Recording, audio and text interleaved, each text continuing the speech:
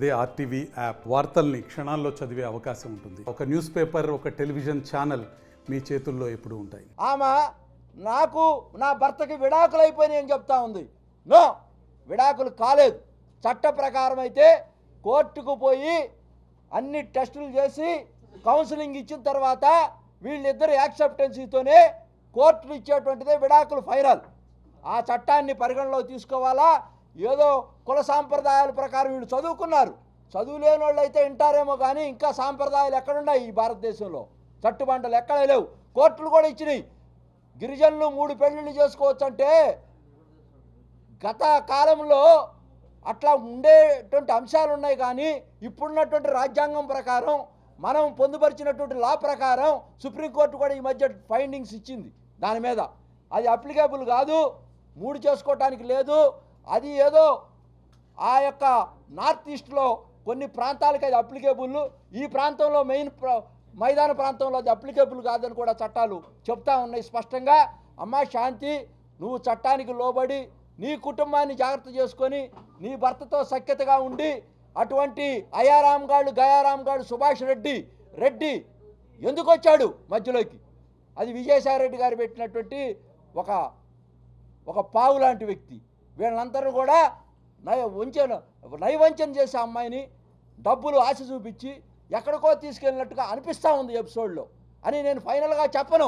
దీని మీద సిట్ వేయాలి, నిగ్గుదేల్చాలా, సమాజంలో ముందుకు తీసుకెళ్లాలా. సంఘాలన్నీ ఏకమైనవి. ఈ రోజున మా అబ్బాయికి మా అమ్మాయికి ఏదైనా న్యాయం చేయాలనేటువంటి తలంపుతో మేము ముందుంటాం. తప్పకుండా విజయసాయి రెడ్డి నిజంగా దీంట్లో ఇన్వాల్వ్ అయ్యి ఉండకపోతే నువ్వు ప్రెస్ మీట్లో ఎందుకు బిల్లింగ్ ఇవ్వలేకపోయావు? డిఎన్ఏ టెస్ట్కి రా, డిఎన్ఏ టెస్ట్కి రా. వంశీ గారిని పట్టుకొని ఎట్లా పడితే అట్ట మాట్లాడు, ఏబిఎన్ యజమాన్యాన్ని పట్టుకొని ఎట్లా పడితే అట్ట మాట్లాడతావు.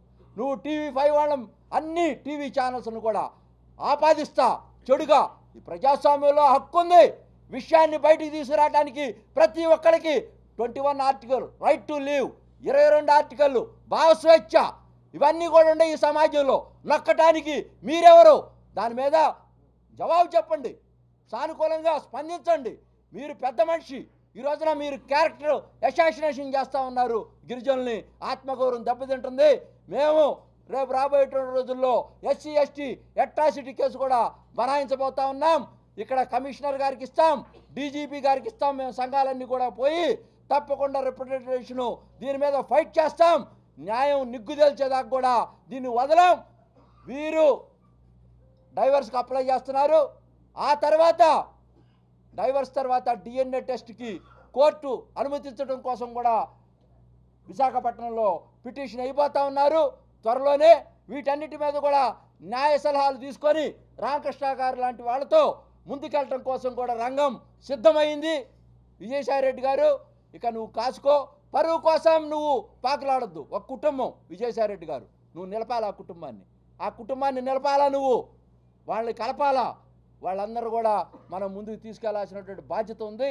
ఇంకా నాకు జరిగినటువంటి ఘోరాలు నేరాలు విజయసాయి రెడ్డి ఈ ఎరుకుల జాతికి చాలా అన్యాయాలు చేశాడు.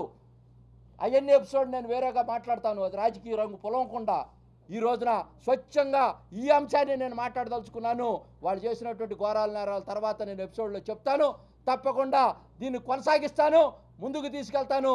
ఈ యొక్క హ్యాబిచువల్ క్రిమినల్ తక్కువ చేసుకున్నంత మాత్రాన నువ్వు వైట్ కాలర్ నేరగాడి కాకుండా పావు, తక్కువ చేసుకున్నంత మాత్రాన నువ్వు రాజకీయాల్లో ఉంటా.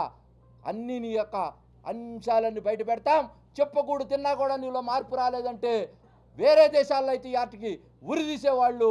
ఇక్కడ ఈ దేశంలో చట్టాలు మార్పు జరగాలని నేను కోరుకుంటూ మీ అందరి మధ్య మరి నేను సెలవు తీసుకుంటూ మీ ద్వారా న్యాయం జరగాలని కూడా నేను ఈ యొక్క కుటుంబానికి కోరుకుంటా ఉన్నాను. సమాజంలో అక్రమ ఆస్తులకు బినామీలు ఉంటారు. అక్రమ సంతానానికి బినామీలను సృష్టించినటువంటి ఘనత మన పార్లమెంటు సభ్యులు విజయసాయి రెడ్డి గారికి ఒక్కరికే దక్కుతుందని నేను చెప్తున్నాను. ఎందుకు ఈ మాట అంటున్నానంటే, మా దళిత గిరిజన బిడ్డలను, ఆడబిడ్డలను ఏ విధంగా ఎక్స్‌ప్లాయిటేషన్ చేసి వారి రాజకీయ అవసరాల కోసం వారి ఆర్థిక సంపదను పెంచుకోవడం కోసం వాళ్ళని ఏ విధంగా బలిపశులు చేసి సమాజంలో వాళ్ళ కుటుంబాలని ఎలా విచ్ఛిన్నం చేస్తున్నారో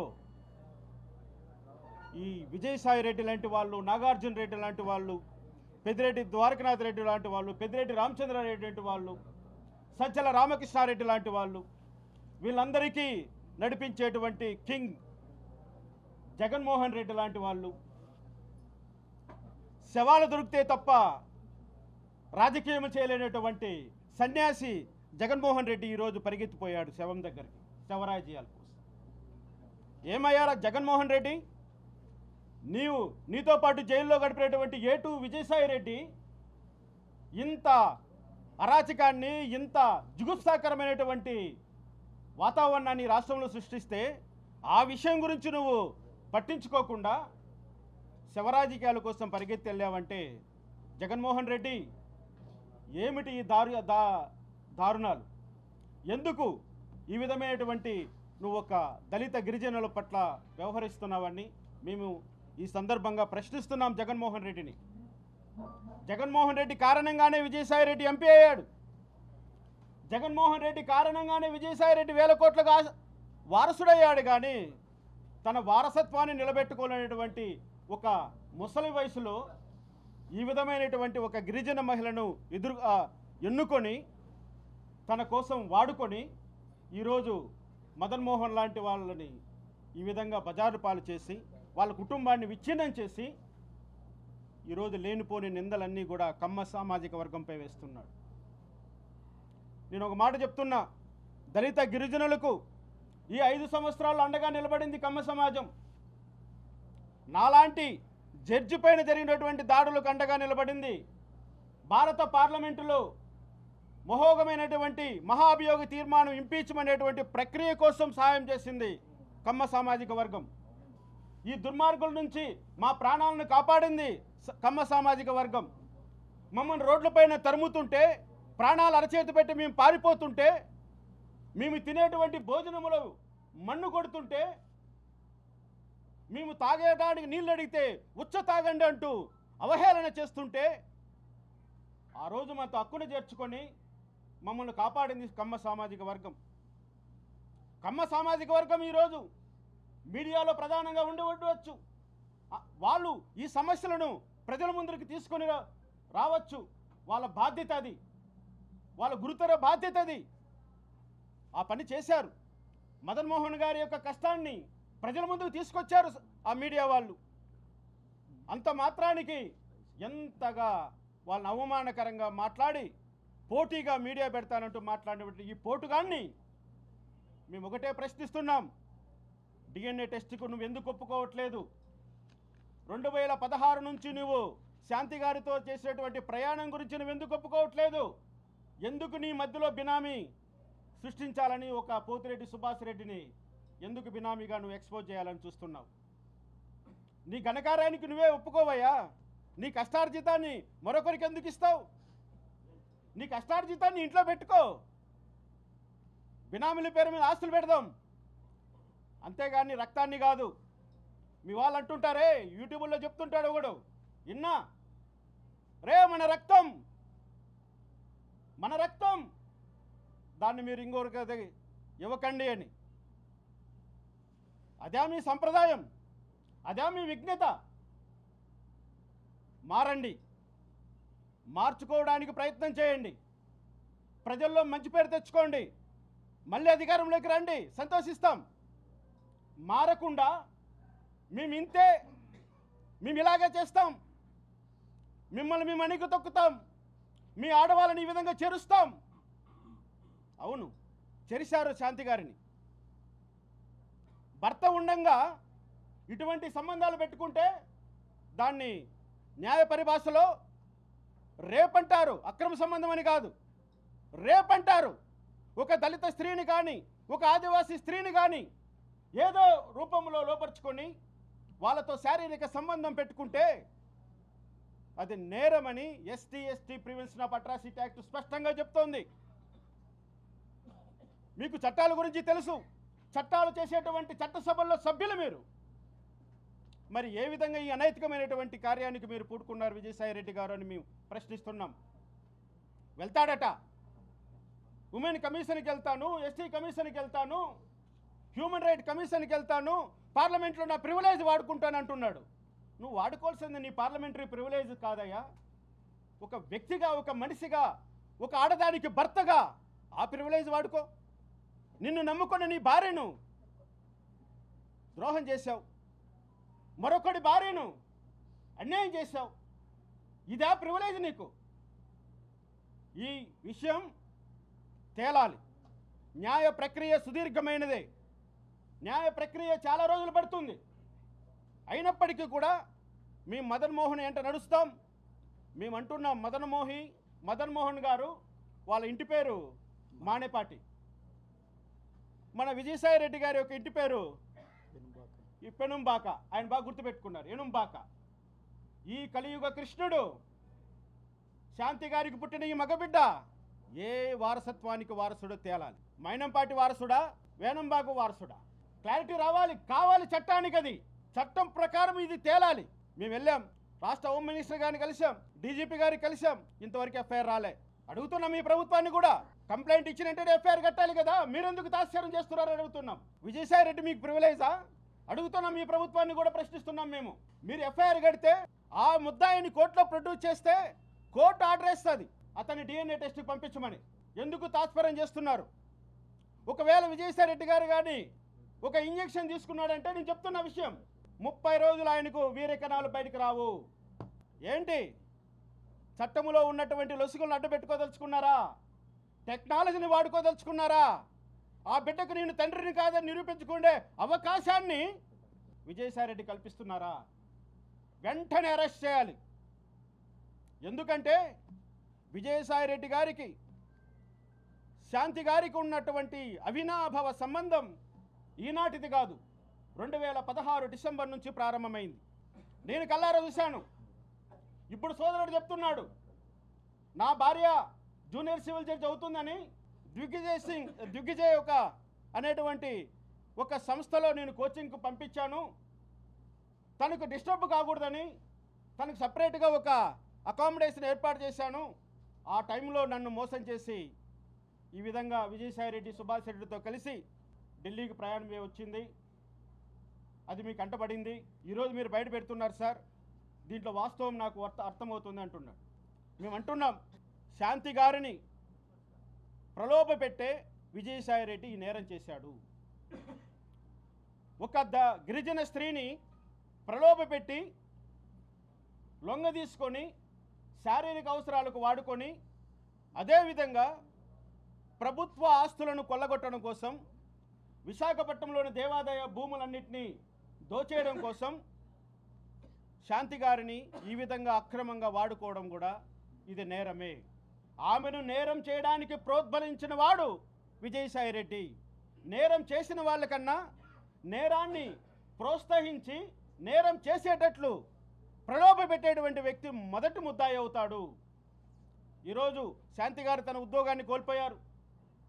ఛార్జెస్ ఫ్రేమ్ ఎదుర్కోవాల్సి వస్తుంది. తనకున్నటువంటి అక్రమాస్తులన్నీ ఈరోజు ప్రభుత్వం వాళ్ళు ఛార్జ్షీట్లో పొందుపరిచారు. తను ఈరోజు సమాధానం చెప్పుకోవాలి.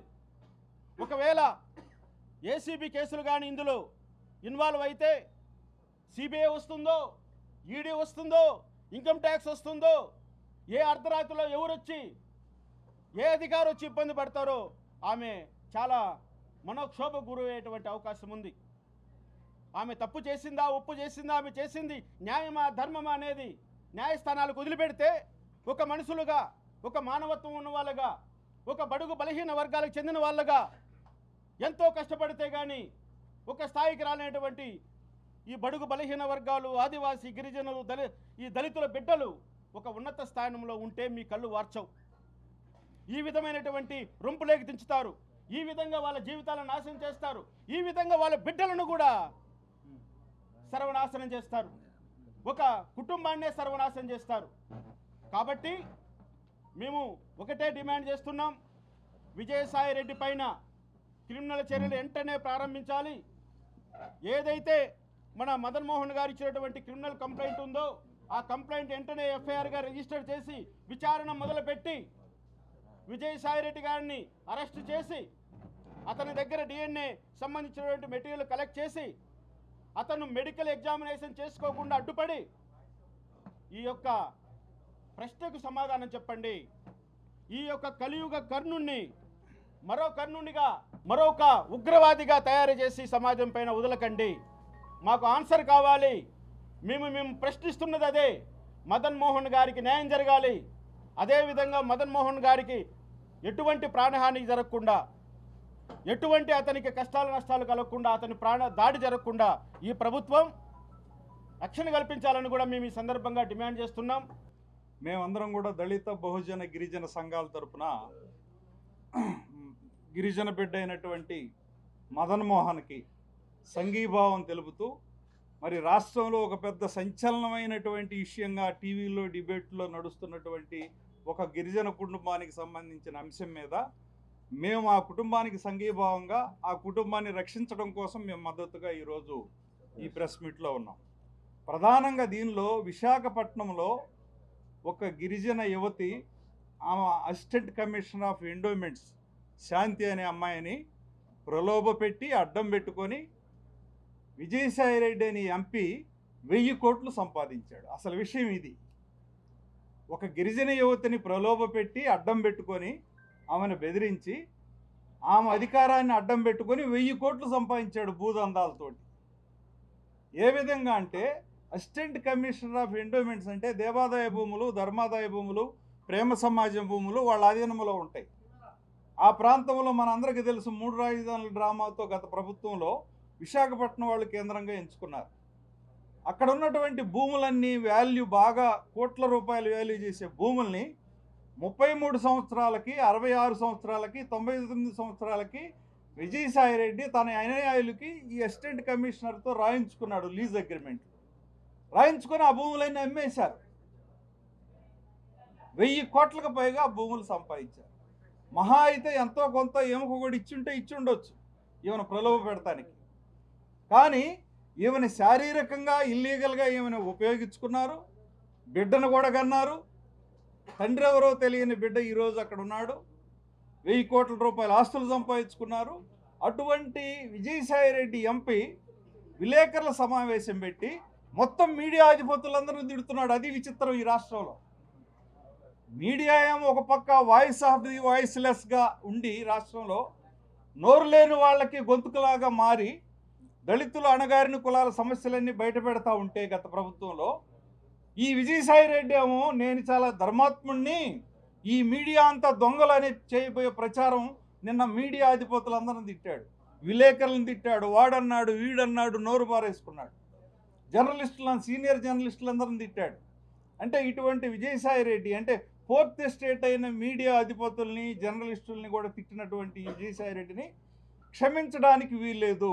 దళిత గిరిజన సంఘాలుగా మేమందరం తక్షణమే అతని రాజ్యసభ సభ్యత్వాన్ని రద్దు చేయాలని డిమాండ్ చేస్తున్నాం.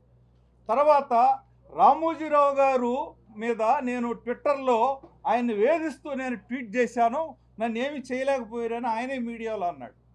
కాబట్టి రామోజీరావు గారి మరణానికి కూడా అతనే కారకుడు. 306 కింద హత్యానేరం కింద అతని మీద కేసు కట్టాలి, అతన్ని అరెస్ట్ చేయాలని కూడా డిమాండ్ చేస్తున్నాం. తర్వాత SC/ST అత్యాచార నిరోధక చట్టం కింద శాంతి అనే ఒక గిరిజన మహిళని లోబర్చుకొని శారీరకంగా వాడుకొని ఆ ఒక బిడ్డను పుట్టించి అతని భర్తను కూడా మోసం చేసినటువంటి వీళ్ళ మీద SC/ST చట్టం కింద కూడా కేసు కట్టి అరెస్ట్ చేయాలని డిమాండ్ చేస్తున్నాం. ఈ అంశాల మీద మేము పోరాటానికి సిద్ధంగా ఉన్నాం. రాష్ట్ర ముఖ్యమంత్రి చంద్రబాబు నాయుడు గారికి కూడా మేము ఇవాళ రేపు కలిసి సిట్టు దర్యాప్తు వేయమని, దీని మీద ఈ విజయసాయిరెడ్డిని తక్షణం అరెస్ట్ చేయమని, సిట్టు దర్యాప్తు వేయమని డిమాండ్ చేయడానికి మేము సిద్ధంగా ఉన్నామన్న విషయాన్ని మీకు తెలియజేస్తున్నాం. జై భీమ్. ఇక్కడ మదన్ మోహన్ గారు కూడా ఎస్టీ, అర్థమైందా? ఇతనికి అన్యాయం జరుగుతుందని చెప్పాడు బయటకు వచ్చి ప్రెస్ మీడియా పరంగా చెప్పినటువంటి నేపథ్యంలో ప్రెస్ మీట్ పెట్టినటువంటి విజయసాయిరెడ్డి గారు అక్కడ పత్రికా విలేకరులని వ్యక్తిగతంగా దూషిస్తూ అక్కడ ఉన్నటువంటి కొంతమంది ఎస్సీ విలేకరులు కూడా ఉన్నారు, వాళ్ళు కూడా అరే ఒరే అనేటువంటి మాటలను సంబోధిస్తూ ఈ మదన్ మోహన్ గారిని అరే ఒరే అని వ్యక్తిగతంగా దూషించాడు. ఒక గిరిజన సమాజానికి సంబంధించినటువంటి శాంతి గారిని పక్కన పెట్టండి. ఇక్కడ బాధితుడిగా వచ్చి అభియోగాలు మోపుతున్నప్పుడు అసలు ఆడు మదన్ మోహన్ గారు ఎవడు? నా దగ్గరికి 2 సార్లు వచ్చాడు, ఏదో ఇచ్చాను యథాలాపంగా, నేను ఇన్ని సంవత్సరాలు ఉద్యమం చేశాను, నాకేమైనా చేసావా నువ్వు విజయసాయి రెడ్డి గారు? మరి ఒక గిరిజనుడు ఎరుకుల వ్యక్తి, అతను వెళ్తే నువ్వు ఎట్టా లెటర్ ఇచ్చేసావు ఇప్పుడు విదేశాలకు పోవటానికి? అదే కాదు, శాంతి కూడా బాధితురాలే. ఇక్కడ శాంతి కూడా ఒక్క నిమిషం ఇక్కడ ఈ సంఘటనలో ఒక్క నిమిషం అట్ట కాదన్న అది కాదు ఎవరు లాగలేదు. ఇక్కడ మన సోదరుడు అడిగిన విషయంలో శాంతి కూడా బాధితురాలే. ఇక్కడ శాంతి కూడా విక్టిమే. ఉండండి అట్ట కాదండి, ఆమెను చంపేస్తారు రేపు. నేను కాదు అని చంపేస్తారు. మిత్రమా నువ్వు ఏంటి? Okay right. మీకు చట్టం తెలుసా? ఐపీసీ తెలుసా? అడల్టరీలో కంప్లైంట్ ఎవరు? అడల్టరీ కేసుల్లో కంప్లైంట్ ఎవరు? వచ్చే చెప్పు. నో అడల్టరీ కేసుల్లో ఇది క్లియర్, ఇట్ ఈస్ క్లియర్. చట్టం చెప్తున్నాం. Is the complaint person. మొగుడు మాత్రమే, ఒక్క మొగుడు మాత్రమే అడల్టరీ కేసులో కంప్లైంట్ ఇవ్వడానికి అథారిటీ ఉందని చట్టం చెప్తుంది. ఆయనే కదా ఇప్పుడు చేయాల్సింది ఇది. చూడనా, బైగమీ వేరు అడల్టరీ వేరు, రెండు డిఫరెంట్ అఫెన్సెస్. బిగమీ ఈజే రెండో పెళ్లి చేసుకోవడాన్ని బైగమీ అంటారు. అడల్టరీ అన్నదాన్ని ఇంకొకటి పెళ్ళాన్ని పక్కన పండుకోవడాన్ని అడల్టరీ అంటారు. ఈయన పెడుతున్నది అడల్టరీ కేసు. అడల్టరీ కేసులో కేవలము మొగుడు మాత్రమే కంప్లైంట్ ఇవ్వగలడు, మొగుడికి మాత్రమే అధికారం ఉంటుంది. ఇక్కడ స్త్రీ అన్న వాళ్ళు కేవలము సాక్షిగానే ఉండొచ్చు, లేకపోతే తను కంప్లీట్గా చట్టం నుంచి మినహాయింపు పొందొచ్చు. ఇక్కడ ఇటువంటి అడల్టరీ చేసేటువంటి ఆడవాళ్లకు శిక్ష ఉండదు. అర్థమైందా? ఇది చట్టం. కాబట్టి మదన్ మోహన్ గారు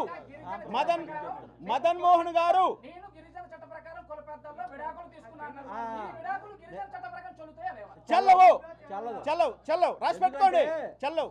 ఎందుకంటే మీకు కూడా తెలుసు కృష్ణ గారు, ఈ జాతుల్లో ఒక సాంప్రదాయం ఉంది. ఎరుకుల జాతిలో ఏది పావుసారా అనేటువంటిది పెద్దలందరూ కూర్చుంటారు, అదంతా మోడాపోడా అనే దాంట్లో మనం తీసేసుకుంటారు, అది అయిపోద్ది. అది చట్టాన్ని ప్రశ్నించక ముందు జరిగేటువంటి అంశం, అది సాంప్రదాయం. చట్టం వచ్చిన తర్వాత చట్టం కనుక మనం ప్రశ్నిస్తే చట్టంలోకి వెళ్ళి డెఫినెట్గా అది డిఫాల్ట్ అవుతుంది, అది అప్లికబుల్ కాదు. చూడండి, చట్టంలోకి రాదు. Morals are different with law. Morals is prevail in the community but not before the law. అంటే ఏంటి? మోరల్స్ అంటే ఈ విధమైనటువంటి సంప్రదాయాలని మనం మోరల్స్గా సాంప్రదాయాలుగా ట్రీట్ చేస్తాం. అది ఎంతవరకు? కోర్ట్ ఆఫ్ లా ముందర ప్రశ్నించడంత వరకు మోరల్స్ ప్రివైల్ ఉంటాయి. ఒక్కసారి కోర్ట్ ఆఫ్ లా ముందరకు వచ్చామంటే నీకైనా నాకైనా ఎవరికైనా వర్తించేది ఐపీసీనే. మనమందరం ఇండియన్ పీనల్ కోడ్నే ఫాలో అవుతున్నాం. ఈరోజు చట్టం మారినట్లుగా మార్చుకోవచ్చునేమో కానీ డెఫినేషన్స్ మారవు. కాబట్టి ఏదైతే శాంతి గారు ఈరోజు నేను మదన్ మోహన్ రెడ్డి అనే వ్యక్తికి 2016లో ఆయనకు నేను విడాకులు ఇచ్చేశాను, ఆయన నా భర్తే కాదు, ఈరోజు పుట్టినటువంటి బిడ్డకు పలానోడు చెప్పుకోవచ్చు. కానీ చట్ట ప్రకారం వాళ్ళు ఇడిపోలేదు కాబట్టి, చట్టము వాళ్ళ యొక్క ఇడిపోయినటువంటి తత్వాన్ని గుర్తించలేదు కాబట్టి, చట్టం ఎప్పుడైతే వాళ్ళను భార్యాభర్తలకు ఎడగొట్టినట్టుగా గుర్తించబడుతుందో ఆ రోజు నుంచి శాంతి గారు సపరేటు, మదన్ మోహన్ గారు సపరేటు. ఈ రోజు కూడా టిల్ నౌ, ఈ క్షణం వరకు కూడా వాళ్ళు భార్యాభర్తలే. ఇది మనం గౌరవించాలి. ఒక్కటే కృష్ణ గారు, శాంతి గారిని మేము వ్యతిరేకించట్లా. ఇక్కడ శాంతి గారిని మా బిడ్డ ఈ కుటుంబాన్ని కాపాడాలనేటువంటి అంశంతోనే మేము అందరం ఇక్కడ కూర్చున్నాం. దీంట్లో నిజాలు నిగ్గు తేల్చాలా, దీని మీద సిట్ అయ్యండి. ఇది ఒక సీరియల్ లాగా సాగుతూ ఉంది, దీనికి ఫుల్ స్టాప్ పెట్టండి అంటున్నాము. కానీ ఎవరి మీద we are not aggressed anybody personally. ఇప్పుడు శాంతిని చంపేస్తారు. ఇప్పుడు ఇది భయం. బజార్లో పట్టేసి ఇప్పుడు శాంతి యొక్క జీవితం మొత్తం బజార్లో పెట్టారు. మేము శాంతికి మాత్రం ఏమీ చేయట్లేదు, కానీ మేము రాజకీయం చేస్తా అన్నట్లే ఉన్నది. రాజకీయం కాదండి. ఇప్పుడు అమ్మాయికి అన్యాయం జరిగింది కదా అంటున్నారా మీరు అన్యాయం జరిగింది అంటారా? అంటే ఆ అమ్మాయికి అన్యాయం జరిగింది అనేది ఎవరు చేశారు అన్యాయం? అన్యాయం చేసి ఉండొచ్చు, కానీ ఇక్కడ మీరు బదనాం చేస్తుంది శాంతి జీవితం. ఎవరో బదనాం కావట్లా, ఇతని జీవితం కూడా ఉంది ఇక్కడ. మీరు మదన్ మోహన్ గురించి ఆలోచించట్లా, ఇద్దరు ఆడపిల్లల గురించి మాట్లాడట్లేదు, మీరు కుటుంబ వ్యవస్థ గురించి మాట్లాడట్లా, వ్యక్తిగతంగా శాంతి గురించి. శాంతి గారు కూడా ఈ కుటుంబంలో సభ్యురాలు కాబట్టి ఈ ఎపిసోడ్లో తప్పక బయటికి రావాల్సిందే. సీత కూడా వచ్చింది ఆ రోజున, అగ్ని ప్రవేశం చేసింది, తప్పదు. త్రేతాయుగం నుంచి ద్వాపరయుగం నుంచి అన్ని కుటుంబాలు పెద్ద పెద్ద మా తాతల నేతులు తాగారు, మా మూతులు వాసన చూడండి అన్నప్పుడు ప్రూవ్ చేసుకోవడం కోసం తప్పకుండా ఈ ఎపిసోడ్లో అందరూ మాట్లాడాల్సిందే. అమ్మాయిని కూడా ఎందుకు కలుపుకోలేదు? ఏమండి మీరు ఏమండి వినండి, ఎవరు కలుపుకుంటాం, తప్పకుండా రమ్మానండి. నేరమే నేరమే 100% నేరమే. ఇంకోటి అమ్మాయిని కూడా రమ్మనండి, మేము తప్పకుండా ఇన్వైట్ చేస్తాం, తప్పులేదు. విజయసాయి రెడ్డి గారి యొక్క పాత్రని తేల్చమంటున్నాం దీంట్లో. మేము రాజకీయ కోణంలో చూడట్లేదు. ఆ అమ్మాయి వినండి, మీరు ఇంకోటి అన్నారు కదా, మన విజయసాయి రెడ్డి గారు ఏమన్నారు, కమ్మ మహిళ అయితే మీరు ఇంత పెద్దగా మాట్లాడతారా అన్నారు. నేను మీకు ఉదాహరణ చెప్తున్నాను. ఎన్ఆర్ఐ నుంచి వచ్చినటువంటి చౌదరి గారు, ఆయన మాజీ ఒక టీవీ ఛానల్కి అధిపతి, మేనమామ ఇక్కడ తీసుకొచ్చి చంపేశారు నందిగామ దగ్గర. తారా చౌదరి ఎవరో ఉంది ఆ మేనకోళ్ళు, ఆమె గురించి టీవీలన్నింటిలో కూడా చిత్తా చౌదరి ఆమె గురించి టీవీల్లో అన్ని కమ్మ సామాజిక వర్గాల సంబంధం లేదు. న్యాయం గురించి నెగ్గు తేల్చేటప్పుడు మీ యొక్క ఛానల్స్ అన్ని కూడా ఆమె గురించి సుంకాలుగా పుంకాలుగా మాట్లాడి, ఇప్పుడు విజయసాయి రెడ్డి గారు ఆ విధమైనటువంటి భాషని, అయినా తారకరత్న గారు చనిపోయినప్పుడు వాళ్ళ మేనగోడలను ఇచ్చినప్పుడు చంద్రబాబు నాయుడు గారి దగ్గరికి వెళ్ళి 20 రోజులు అక్కడే ఉన్నాడు కదా నేను తమ్ముండి, నాకు అన్న చంద్రబాబు నాయుడు గారని, మరి ఆ కుటుంబంలో సభ్యుడే కదా, మరి కమ్మ కులాన్ని తిట్టాల్సినటువంటి అవకాశం ఏమొచ్చింది? నువ్వు అభద్రతాభావంతో ఉన్నావు కాబట్టి. మీడియా మొత్తాన్ని ఎందుకు తిట్టాలా? ఓకే, అభియోగం మోపాడు మదన్ మోహన్ గారు, నువ్వు ఆన్సర్ చెప్పు. ప్రెస్ ముందుకు వచ్చి నువ్వు వైట్ కాలర్ అంటున్నావు కదా, టక్ చేసుకున్నావు అంటున్నావు కదా, నువ్వు ఎంపీవి కదా, నువ్వు తప్పకుండా చెప్పు. డిఎన్ఏకి రా. ఒకవేళ నువ్వు కరెక్ట్ అయితే ఈ సమాజం నిన్ను సిబిఐ ఎంక్వైరీలో కూడా చాలామంది బయటకు వచ్చిన వాళ్ళు ఉన్నారు కదా నిజాయితీగా, తప్పేముంది? ఇది భారతదేశం, స్వతంత్ర భారతావనిలో అందరికీ చట్టాలు ఉన్నాయి.